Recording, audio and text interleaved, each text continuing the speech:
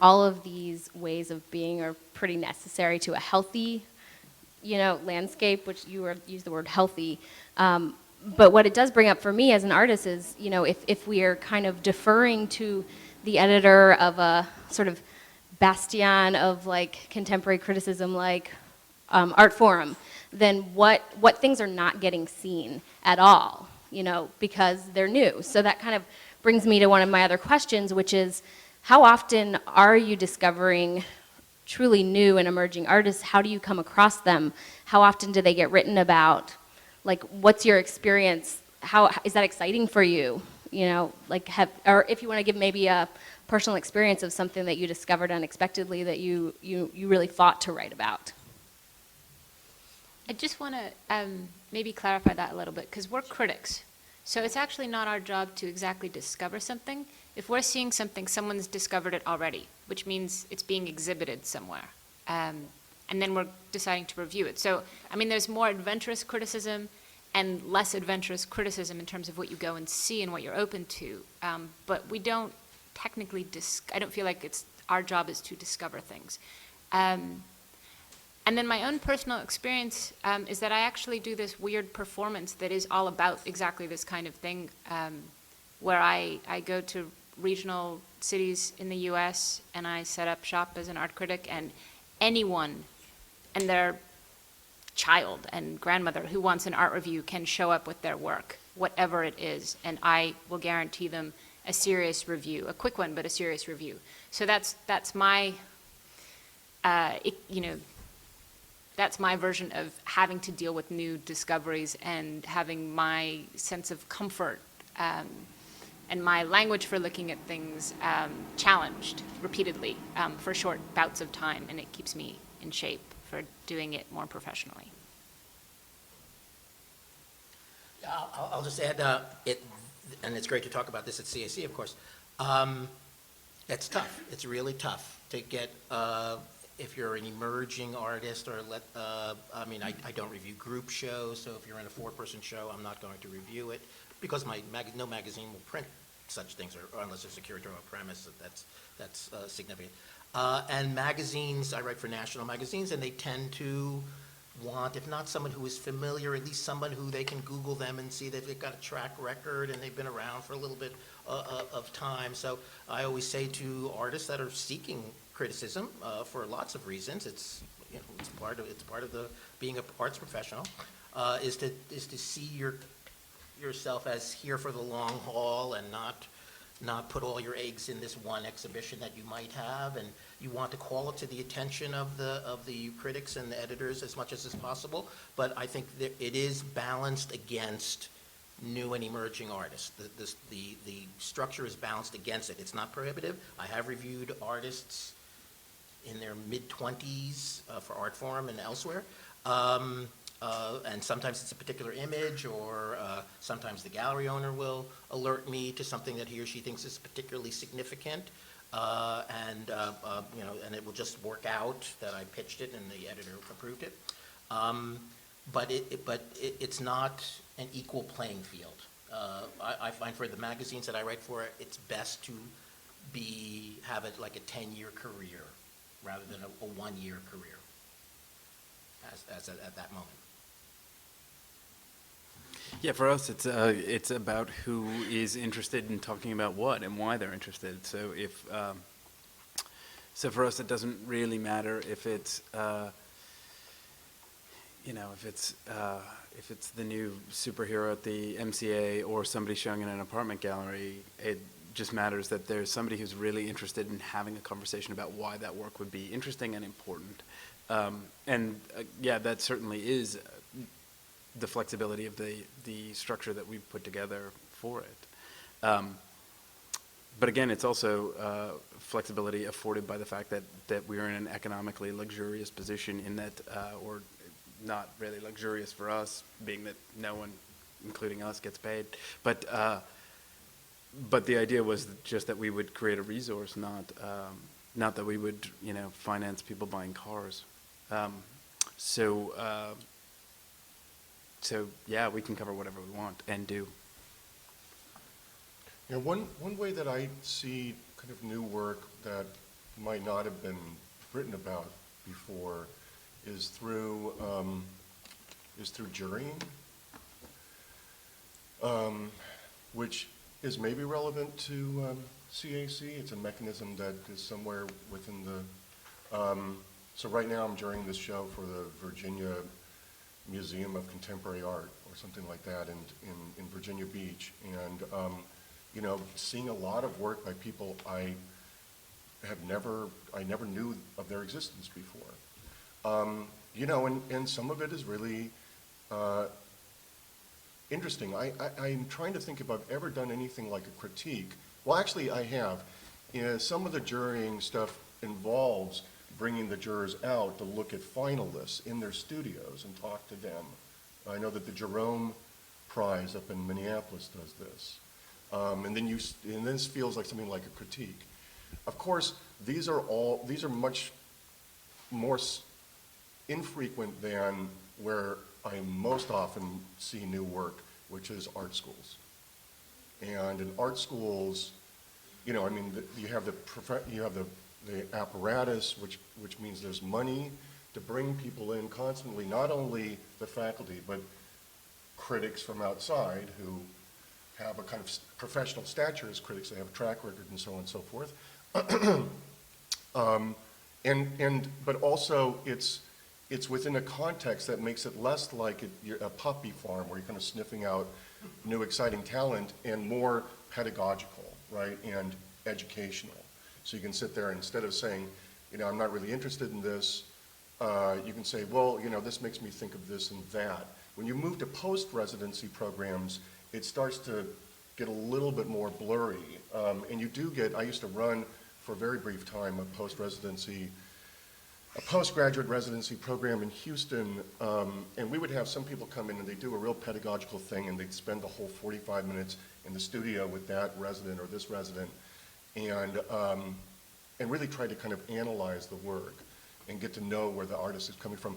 Other people would come through and it could be as little as 5 minutes. They'd look at the work and just kind of turn around and go, I'm not interested. And they were really thinking of it as a studio visit, like curators think of studio visits. They're looking for new product. But it is one of the, I'm trying to market a review that I wrote without a publisher in mind, which is exactly what you don't want to do, like Jim was saying, because nobody wants it. But of a show that was at the Tony White Gallery maybe a month ago by this guy with the impossible name of Sterling Lawrence. Not the impossible name, but it really sounds like he kind of came through a kind of creative actor agency or something. His name used to be John Smith before he got to SAIC, but I had met him in April of last year when he was a student at SAIC. I think he might have been in the photo department, or I'm not sure. Printmaking. Printmaking, okay, yeah. How he got from being a graduate student in April to having a show in December of the same year at Tony White, I don't know. I didn't do that. But being in art school somehow was very instrumental, I'm sure, in him moving over to Tony White. Art schools are incredibly efficient at moving new art out into the world, I should say. It's tougher for things like CAC, I think, even though there's some of the same apparatus or mechanisms like jurying, critiques, things like that. So we're kind of shifting, we're kind of at our halfway point, shifting sort of naturally into the sort of tell us like it is kind of situation. So, I mean, I like the point, especially that Laurie brought up, to like really clarify that it's not, you know, her job to discover us as new and emerging artists. But it does bring me to the question of like, how, are you at all, you know, going to, even if you're not reviewing these 4-person shows, like, are you going to them? Are you kind of just scoping out what's on the horizon for the future in any way as writers? Or do you, like, how do things come to your attention that you may, you know, grow an interest for later?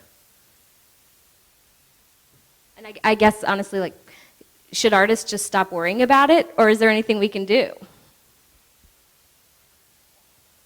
it's always a terrible thing for a critic or a teacher or so, but it really does do good work. You know, I still believe that if you do good work, the structure is set up to find people who do good work. That's how I'm sure Tony White found this artist. It's not always perfectly fair. It's not always A, B, C, D, E. But if you do good work and you're in that 4-person show, then you'll be in a 2-person show. And then you'll be in a 1-person show in a not-for-profit space. And then a gallery will pick you up. I know it sounds naive. It's not like, but that's actually how it works. If you do good work, the world will find you, and eventually criticism will play its role within it. I can't get to see, I mean, if I'm reviewing 3 shows this month, and there must be 130 things I could be reviewing, and I can't see all 130 things anyway. So I have limited, so I don't get to every show, but I spend a fair amount of time looking at exhibitions on the web, you know. I mean, I'll get a prompt to go look at a site where there's a show, and I'll go look at it. I can't look at porn all the time. I don't know about that. Oh, yeah, so I don't. So I spend a lot of time trying to keep up with what's going on in the community, but it's tough. It's tough to get that person that's in a 4-person show to get more than a quick glance, unless that happens to be in a space that I'm going to be walking into by chance. Yeah, I mean, also, just being an active member of your community. I think about, like, the first 5 years of Bad at Sports. I spent 4 nights a week drinking with artists and writers in town, and must have seen at least 10 shows every single week. And then we had a baby, so that changed. But being around, and I mean, other humans are an invaluable resource, because everybody just saw something that they want to talk about. Mm-hmm. And so you hear a lot from other people about what's good, or what blew their minds, or what really needs to be avoided, or and so I feel like it was really easy to discover all of the best stuff in town, and it's not as easy for me anymore. But I like to think that Bad at Sports has grown a lot, and everybody else is still doing that, except for Richard and I, who have babies. So that's all totally valid, and I'll speak to it a little differently, because the other part of the question is, like, how do you approach journalists or art critics if you want them to know about your work and you want them to write about it potentially? And I would say, apart from the caveat of not wanting to be annoying and pestering, other than that, it's really good to let people know what you're doing, and to do it, even better, do it in, like, an original way. Like, I love receiving ephemera, an actual piece of material, if there is one, leading up to an exhibition, something so that I remember that I am curious about an artist's work in the sea of so much going on in the city, and one can only see so much. So it's nice when something stands out. And by the same token, if I've seen someone's work in a group show and can't write about the group show, I will remember. And then when they have a solo show, I will make sure that I go and see the solo show, because I know their work from another context. And also that, like, a lot of the times I don't see things that I might have loved and loved to have written about, because I am not omnivorous or omnipotent, and have, like, all the regular limits that regular people have. And that's sort of unfortunate, because I think you wish, and in my mind, the ideal art critic actually is, like, Bad at Sports and all-knowing and all-seeing, and has many humans, but when you just come down to one human, you have all these limits that a single person has, and so maybe I need to branch out. You could farm it out. Yeah. Use your column at the Tribune as a platform. Bring in new people. All right. I'm going to sit back and think about that. Yeah, something I was thinking when Jim was talking with, so just to kind of expand on that is, I think that you can look at,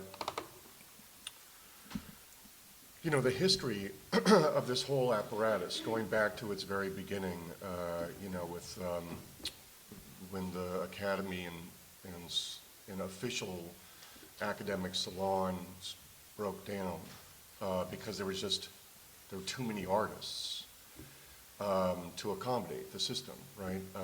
And you get this again in New York in the 50s and 60s and so on and so forth. And you have it big time now, especially with the pulling back of NEA and other kinds of funds. You have a lot of producing of art and artists, but not the growth in the reception sector to deal with that production. And what happens historically is that artists will kind of create their own contexts. So you have the Salon de Refuses and so on and so forth. You have the artist club and now you have a lot of apartment galleries and so on. Artists, don't always, even though now I think it's even more the case, it's more normative now, but artists, there's a kind of stereotype, maybe an older stereotype of an artist kind of like wanting to kind of turn away from or needing to turn away from the world or the art world, the machinations of the art world in order to kind of preserve a kind of, purity of intent and creative activity within the sanctum of the studio. But it is historically not rare that artists will create their own context, and that will be an exhibition context, a discursive context, which could be both just kind of like trying to think of, like Kandinsky writing theory, or writing manifestos, or Peter Halley writing manifestos. You create a discursive context, but also you actively publish.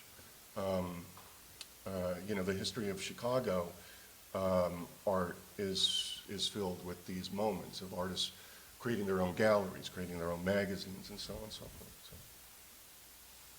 And if it's, like Jim said, if it's good, you bet, like, not just critics are going to come running. Let's talk about Facebook a little bit. Finally. Yeah, I've been waiting to talk about Facebook. I'm dying for it. I'm seeing more and more people, artists at my level, new artists, people that I know, using Facebook as a way to like sort of disseminate the information about their show and about their practice. I'm not really sure where I stand on it, but I'm curious. Like, is this a new way to get the message out, or, how often are you are you having artists in your feed at all? Like, do people ever try to friend you and you don't know who they are? Like, what's your experience as writers and as people who have a certain level of notoriety in Chicago with Facebook? I'll go first. I am on Facebook. I don't Facebook people who I don't friend people who I don't know. So if I get an invitation to become somebody's friend, I will see if I can find out it because I just don't recognize the name. And I tend to keep my friends to, I think I have like less than 300 now. These are people that I know, or in some cases, art spaces I have accepted as, I guess not friends, but I join whatever it is when you're not a friend. But so I do hear from art spaces, which will tell me about exhibitions, and I will take a quick look at that. But I tend not to see that my job is to be accessible to, there's the US mail, there's email. If you want to find my email address, you just have to look for it for about a minute and a half, and you can find it on some SAIC site. But I don't see that part of my position is that I have to be available on social media per se. So I would say, to me, Facebook would be a branch of disseminating information and a wonderful branch of disseminating information, but I wouldn't see it as, for me anyway, as the way to reach me with your information. Yeah, I think that's right. I think it's another tool to get the word out, but it's not the only tool, and it is not a panacea. I mean, How I many think- friends do you have? Let's, we can get some information here. And Well- are you going to accept the 30 invitations that you get after this panel? Typically, I actually maintain a policy that's very much like Jim's, that if I can't remember meeting you or don't understand why you've invited me to be your friend, I won't friend you. That being said, I look rather more slutty at 1100 than Jim's 300. But I do think, I think only once in the history of what we do did I use Facebook as a research tool, because I was trying to figure out if the artist I thought this was the artist I thought that was, before sending them a Facebook message being like, hey, I'm interested in, let's have a chat. Yeah, so. Anybody else use Facebook? Ditto. Nothing to add, okay. I'll be honest, and I have the same policy, but really, only because I know that I want to friend everybody, but it would come up as such a kind of like a paltry little teeny fraction of Jerry Saltz's total of friends, that it would just be like, you're so not Jerry Saltz. I'm sorry. But I think it's interesting. I mean, one of the things that I always harp on about maybe one of the changes that is indicated by the rise of social media is, the function that a lot of this stuff has as a filtering device, but both to gather information, but also to establish some filtering, so it's not just a constant kind of indiscriminate wave of stuff coming down the transom. The thing on Facebook is that you can like things, but you can never dislike things. And I always thought that as an older school critic, maybe, I took offense at the fact that you couldn't dislike things. You can do thumbs down. But it's interesting. I think that I do think that a lot of informational behaviors have found their way into the art press. And I've been studying this with Artforum as an example. And so I think that the kind of the fragmentation that is a characteristic of information has spread through the art press. I think that there are things that function on the level of hyperlinks and so on and so forth. But one thing that relates to Facebook is that Artforum started a roundup called the best and worst of the year in the December issue in, I think, 1994. And Jim and I both are old enough to remember this. It only took them 3 years before they dropped the worst part, the worst half, and it became the best of. And one thing about that, that people would say is that, Artforum, to keep their advertisers happy and so on and so forth, they're not going to piss people off by doing the worst and so on. But today, as you go from kind of building and maintaining canons, which rely more so on exclusion than an inclusion. Today, instead you have information, and really that needs filtering. You don't need to say what is bad. What's bad is going to suffer the fate of everything else that didn't get filtered up, which is that nobody notices. Right. Which means it just knows you based on what you do as opposed to what you haven't yet done. Right. So you end up not knowing about things that are potentially new to you. Right. So, Yeah, it cocoons you, that whole digital cocoon thing. so yeah. that's one real flaw Yeah. in this built-in editing system, Yeah. filtering system. Yeah, yeah. I like email personally. Yeah. So the press release is still a really important tool. It's maybe one of our most important tools as artists, would you say? Or in terms of gaining visibility or just letting people know that we're working out here? A good one. I mean, my God, they are so poorly written sometimes.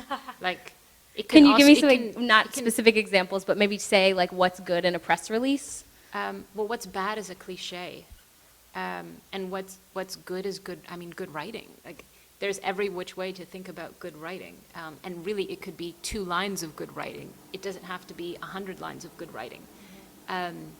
there was someone whose name I'm going to forget, who I used to know in New York, who did a performance where he just strung together bits and pieces from like hundreds of press releases and just had random art flashing up behind him. And it really got to the core of how kind of like categorical and repetitive and same all that writing was. So a good press release is your friend, but a bad press release is not your friend. But you know, Stacia, the other thing to remember is you could have had, actually it would have been much better to have 4 Duncans up here. By which I mean you could have had, you could have impaneled this with just artists who also write.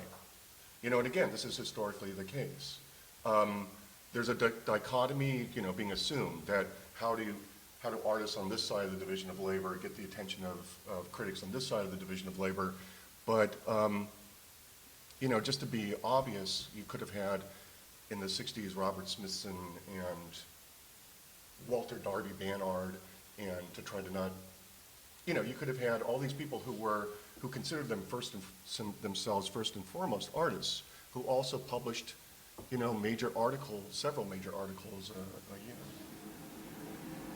So I mean, another way of saying that is press release might be the most. It doesn't put you in the strongest position necessarily, and it's not the most ambitious form of writing that an artist can take up, right? You're kind of like asking, you're kind of advertising and so on and so forth. You could be a lot more aggressive and look at other forms that artists have taken up in terms of writing manifestos, theories, you know, weird Dadaist tracks and so on and so forth. Yeah, I mean, you could send that instead of a press release. I don't know if that's exactly what you were getting at, but Yeah. that would make me really happy. Yeah. I don't know how much I had. I think they've got it pretty right. I look at every piece of snail mail I get because it comes to my house, and but I get a lot less than I used to get in the olden days because many galleries now don't send out a postcard any longer of exhibitions. They either do it online or they just assume that there'll be another way that I'll get that information. But I do argue, and sometimes artists are a little cranky about this, that on some levels, being an artist is a profession, and you should behave professionally. And if you're going to send me a press release, it's really helpful if you spell my name right. That's not something that, you know, that you should be above worrying about what my name is if you're going to send it to me. And if you are going to put in an artist statement or a press release, you should make sure it's written as best as it possibly can be, and it should be, you know, and if you're going to send me a photograph of your work, it's better if it's not leaning against the back fence of your house. You know, the photograph showing the gladiolas leaning against the fence. You know, if you want to be treated as a professional, you should behave as a professional.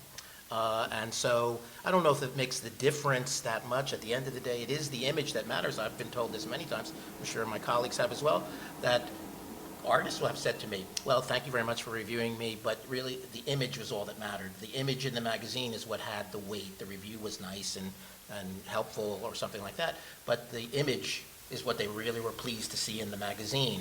And so if you're going to send me those kinds of things, or if you're going to send me JPEGs or something, it would be helpful if I could open them and if they were done with some degree of professional acuity. So I know it's sometimes we used to call this the Cuspid car crash, where artists were waiting for Donald Cuspid's car to break down in front of their studio, and he would come and knock on the door and say, "Excuse me, can I use your phone?" "Oh, what wonderful paintings!" You know, that was the way they wanted to be discovered, which is a sort of passive aggressive way. You know, they didn't want to have to do anything; they just wanted to wait for Cuspid's car to break down in front of their house. But that's not how it works. So I think I always used to argue 2 to 3 hours a week, function as an arts professional. Don't take it out, even if it comes out of your studio time a little bit. Think about, what is my plan? What is it that I'm trying to accomplish here? How can I go about that? And criticism and critics are part of that, not the whole thing. They're just a part of that. But it also involves keeping records and books and accounts and those sorts of things. I don't think it's so dreadful to think about that. I like snail mail also just because, unlike email, it's, when you're using an envelope, it's a lot easier to enclose a check. That really gets my attention, just in case. Kidding, kind of. Yeah. I don't know, I feel the same, I suppose. I mean, I feel like I'm deluged in email, so a lot of times, if things aren't directly addressed to me, then I feel free to totally ignore them. So like if you're sending out something in a kind of bulk mailing and I don't have time to answer them, then I don't have time to answer them. So I feel like snail mail has advantages in that, yes, you have to pick it up from, your mailbox and decide on whether you're going to actually look at it or not. And that means you actually have to open everything. Whereas, if I get 150 emails in a day and I have 30 minutes to deal with my email, I'm going to just look down and wait to see what was labeled Duncan at the beginning. And then if it's not, or I don't recognize the sender, I just go. Other times I open them and read them all. It just depends on who's got time when. And that's part of that professionalism thing that Jim was talking about, is just respecting other people's time and understanding that they get deluged and not taking it personally. And that works the other way, too. Yeah, I was going to say that seems, I think about that a lot. At my stage, people aren't, writing me all the time, but, I get one, one high school student from Canada who's like, I'm writing a paper about you, and, my whole life lights up. But that's got to be a lot different, I think, if people were soliciting me constantly. So, I mean, do you feel like you're constantly being solicited as writers, or how do you perceive of unsolicited emails from artists you've never heard of? Like, even if it's just an announcement, is it just sort of par for the course? Is it ever, oh my God, why won't this person take me off their mailing list kind of thing? Like, what's your personal experiences with that? Oh, I feel like it's totally fine. I mean, I feel like it's people trying to get you invested in what they do, and that's, it's one of the tools to do it. And so, yeah, I mean, sure. Yeah, I agree too. I occupy a slot in the community as my colleagues do. I have no objection to people trying to reach me to inform me about their doings, and I look at every piece of email. I almost always, sometimes you get an email and there is a moment in the email where you really are supposed to reply to the email. It's not just a press release. In the press release, it's will you do? I don't know exactly how I can put it, but I almost feel and I prefer not to get those, because then I really have to say thank you so much for sending me your information. I will certainly try to see the exhibition and et cetera. So if you get one of those from me, that's why. And that takes time. It was in the olden days when we used to be sent videos. Sometimes I'd watch just the first 2 or 3 minutes of a video, and then I would fast forward it. So when I sent it back, it would be like almost around to the end, and they feel like I watched the whole video. So you're put in those kinds of positions that make it a little bit more difficult. But I look at every email that I get and open it and scan it. I will sometimes take advantage of the unsubscribe option, because what I get a lot of is like a gallery in Seattle is sending me press releases every month. Now, I'm not going to Seattle. I don't really need to know what this gallery in Seattle, which never been to, is doing. So if they give me the option of unsubscribe, I will often, but really not for anything in Chicago. But I do get a lot of galleries that somehow I'm on a list somewhere, and they start to lambaste me with things. And I will say, occasionally on Facebook, there's some people who pump their exhibition like 6 times a day, like over and over and over and over again, whatever their project is. And I will sometimes, whatever that option is, where I don't unfriend them, but I unsubscribe from them or something, so I don't receive their Facebooks, and then maybe once every 2 months I'll go back through that list and re-up them, and then watch. So I don't like to be really inundating me. Doesn't help. And don't call me at home. I think that's really, that almost never happened anyway, but it would happen once or twice a year where I'd get a phone call from somebody to tell me about their show in Gary, Indiana or something, and I really don't think that's appropriate. Yeah, that kind of, that's sort of the next question, if you want to move on, which is, what should you absolutely never do as an artist, trying to gain visibility for your work? I'm going to come back to, like, I don't think you should ever take it personally. I think it's hard and everybody else is busy, and there is some struggle to it, but it's not personal. It's and maybe all it takes is one good break. But it's it's always going to be hard. So I feel like you can't take it as though it's about you. It's also about all of the other people you're in the community with.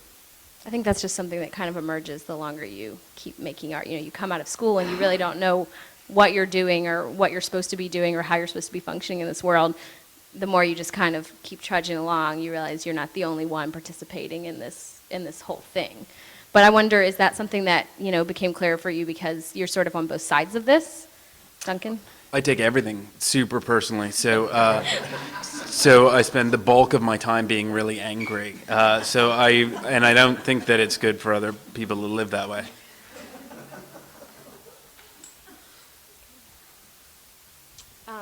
Has there ever been anything that's like truly offensive in a way that an artist approached you? Now I'm just kind of asking stuff I want to know. Somebody this Christmas sent us a kind of Christmas card, which clearly was pornography, which was like, which didn't really offend me, but just totally caught me as totally bizarre. Like it was, I don't even know how to describe it in a very PG way, but it was like a photo of an exhibition in which everything was large pornographic images. And I thought, like, that's a really weird thing to send for Christmas. But maybe it will be a Happy New Year. I don't know. So that was the most inexplicable thing I've gotten lately. But I kind of suspect that means you're going to go to the person's next show. Well, it's pornography. We already established I was interested. I'll just say that I think I've been doing this for 30 years now, and I've been treated professionally in 99.9% of the cases by the visual artists in the community and by the gallery owners and not-for-profits and museums. I've never been, offered any kind of odd inducement or anything, and never. They're all, so it hasn't been a problem. Sometimes in what I would call the art writing part of what I do, there'll be somebody who just says, I want you to write an essay about my work for this catalog I'm doing, I'll pay you anything, I'll do, and I find that a bit much because, the gun for hire work that we all, some of us do more than others. And so I would find that it's a little more complex in terms of what I do as a catalog writer. Because then you have to really feel, because catalog writing is an act of advocacy. You shouldn't accept the invitation to write about an artist's work unless you're going to write about it positively in a catalog, not in an exhibition review. So what I do as an art writer is a little bit different, and it's a little more clearly tied to commerce. When I write a review of the exhibition, I'm not paid by the gallery, I'm not paid by the artist, I'm paid by the publication that does it. It's totally, as totally clean a transaction as I think one could make it. When I write a review, when I write a catalog essay, well, I'm writing it for the institution. Sometimes the artist is paying part or all of it, and then that becomes a little thornier. At the end of the day, and I think it's the reason why we're up here, because of who the four of us are, you have that's what I think was either Thoreau or Emerson, I always get them mixed up, said you have an inner yes and an inner no, and you have a sense when something's appropriate or inappropriate, an instinct that you get over time. And sometimes it's very hard. Conflicts of interest do come up in professional life, and a conflict of interest means you have two interests that are in conflict. It doesn't mean that one's evil and one's good. They could both be defendable on their own right, but you're put in a position of, gee, is this the right thing to do? Should I be writing about colleagues who teach at the School of the Art Institute, where I teach? If I do, what's the situation? And how do you negotiate your way through some of those things? And at the end of the day, you really have to develop an instinct and and hope over time that your name is one that people will respect. But where it usually gets more complicated is in my art writing rather than my art criticism. Yeah, I just was going to say that, one of the misunderstandings I come across sometimes in terms of what critics do is I've never felt, and I don't want to play this kind of, I don't want to kind of try to sound populist or something about criticism. Critics do have a certain power, and it's a good thing to kind of recognize that. But sometimes the degree of power, where the power lies, is inaccurate, and or the assumption is inaccurate. The critics don't. I mean, at least and like Jim, I've been doing this for like 30 years. I've never been approached by a gallery, and asked like what I think are the good artists out there. I've never placed an artist in a gallery, and it's never been anything close to that. I mean, I've written a lot, or there was a time when my stock was up that I wrote a lot of stuff that would get put on the front cover of Artforum, and even then, the calls were for catalogs and to kind of use my kind of value as a writer for magazines and catalogs and things like that. But I never was a gatekeeper in terms of getting people shows. Unless, it was in terms of curating for an institution. And even then, I didn't get I did more juring than anything else. Very, very few things for actual standing museums. The thing that does play a lot better to me is the request for a studio visit. But unfortunately, I get a lot of requests from my own friends or acquaintances for studio visits, and I can't say yes to all of those because of not having the time. So a kind of cold call about a studio visit, I almost never respond to, or I respond to it but say, I'm sorry, I can't. Again, the thing is maybe things like for me, and things like CAC, where there's an organization that can somehow introduce your work to people. It kind of brings up a point. I wanted to ask a sort of an etiquette question. So I think, from my personal experience, I probably wouldn't, call you up and say, hey, will you write about me? But I definitely, there's people whose work as writers and theorists that I particularly admire that, I have a fantasy that they would be as interested in me as I am in them. So I feel like an affinity. For me, my fantasy is that I'll, if I'm ever good enough and I have a retrospective, I'm going to get Henry Jenkins, who's a comparative media theorist. I want him to write my essay. But I wonder, if you had someone really specific, if as an art, advising to artists, like how could they go about approaching someone that they may be specifically, because there's a fear of like, I don't want to put someone in a situation where they may not want to reject me actually, because they don't, like how much can I open myself up to a writer, if that situation arises? And this is of course all opinion, but is there an etiquette involved with that kind of approach? I think like basic good manners, and it's nice to approach someone slowly, and it's nice if someone knows your work over time before you approach them and actually ask them for something, which writing is, right? So it would be strange to me if an artist approached me and I had never heard from them before and didn't know their work, and suddenly they wanted me to consider writing about their work. But if there was like a relationship, of course, or if you've reviewed someone's work in the past, that's a really good first step toward asking them to consider writing further on your work. And then you have something, you're basing it on. Maybe you're interested in their approach, that. It's kind of, straightforward. Common sense, maybe. Yeah. But the other thing is, you know,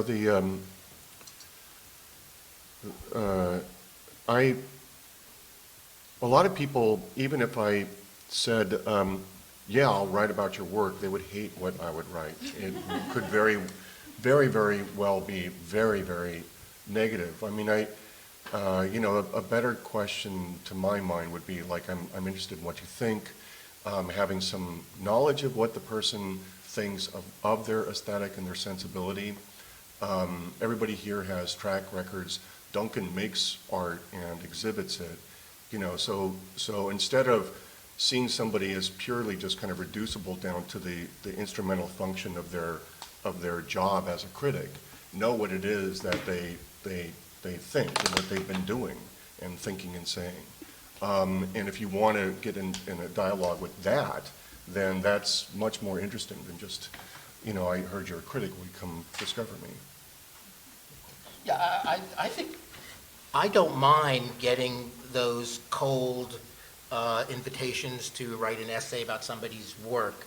And sometimes I've done it, and many, many times I haven't done it. It's usually, you know, I get a call from I just got a call from the Montgomery Museum of Art in Alabama to write the essay for an exhibition they're going to have. And very often I'll do those things because I feel an affinity for the work. I'll look at the images that are sent to me. And so it's really a case-by-case basis. So I would invite you, if you have identified a writer and you have knowledge of his or her work, and this is the person you want, and you have the appropriate venue. I don't write an essay. I've been asked to do this at times. Just write an essay about my work, and I'll be using it for my tenure review, and I'll be using it for this, and I might use it here. I'll only write for a specific project if they're having an exhibition at a space, and they can say, well, this is what we're going to produce. We're producing a catalog. We want you to write the catalog essay. I'll consider that even from somebody who I don't know. Yeah, I think you never go wrong with a thoughtful, earnest letter about why you think you're connected to that other human. But also, again, don't take it personally when they say no. Yeah, the excuse I use sometimes is, I probably shouldn't tell this because I'm going to I say that I'm in the middle of a book. I don't really say that it's a mystery, and I just have another 60 pages, but I say that I'm in the middle of a book, and because to do an essay on something, I usually am in the middle of writing a book, but to do that, it takes days of my time, you know. If let's say it's a Chicagoan, I have to go do a studio visit, spend hours there. I got to think about a lot. I got to write it. That takes a lot of time away from other things that I might be doing, and so there are times of the year where maybe I would be a little bit more amenable to that than others.